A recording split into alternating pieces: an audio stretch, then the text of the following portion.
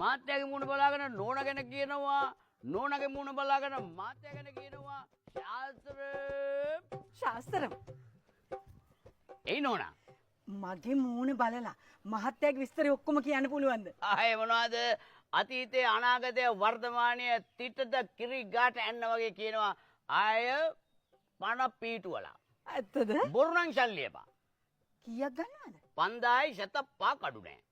5000ට මං ඔයාට ඩබල් ගෙවනවා. හැබැයි මගේ මූණ ඉස්සරහා අපේ මහත්තයා හංගන් ඉන්න ඔක්කොම දිගහැරලා දාන්න ඕනේ. ආය මොනවද තිතට කියන්නම්. ආය නියමෙට කියන්න.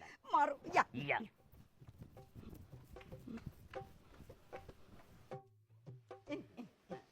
පාඩි. මහත්තයා මේ එන්නකෝ ශාස්ත්‍රයක් අහන්න. අනේ මේ ඔය බොරුකාරයන්ට අහු වෙන්න එපා. බොරුකාරයෙක් නෙවෙයි අනේ. මේ මලයාලම් ශාස්ත්‍ර. කිරි ගහට එන්න වගේ කියනවා. අප්පා ළමයි තලියයි. මගේ මූණ දිහා බලාගෙන ඔයාගෙන කියන්නයි යන්නේ. එහෙමත් පුළුවන්ද? පිස්සුනේ. පිස්සු හැදේ. අහගෙන ඉන්නකෝ.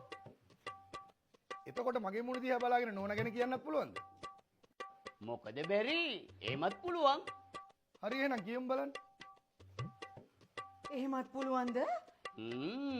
ඒ විතරක් නෙමෙයි. ළමයින්ගේ මූණ දිහා බලලා තාත්තලා කවුද කියලා කියන්නත් පුළුවන්. ඈ? අනේ මේ ඵලයන් යන්න. බොරු ශාස්ත්‍රකාරේ මලයාලම් කිකේ බොරු කියන්න. ඵලයන් යන්න. අනේ අහමුකෝ අම්මේ. මේ මොනහන්න? ඵලයන් යන්න. බොරු ශාස්ත්‍රකාරේ කොහෙන් ඇවිල්ලාද මන් දන්නේ. නොදකින් විතර මේ වගේ උන්. අනේ ඒ මොකද ඒ උනේ?